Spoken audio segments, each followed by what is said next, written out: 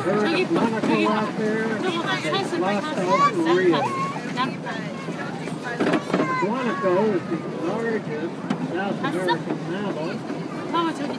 Korea is the largest North American mammal.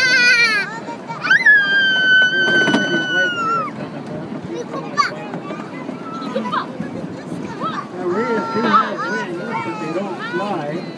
They do, however, use them when they're running. They can run up to 30 miles an hour and run in a zigzag pattern, using their wings to stabilize themselves. Guanaco can run up to 35 miles an hour in the rocky and steep terrain. As part of this expansion, we've also got a giant anteater exhibit coming up on the left.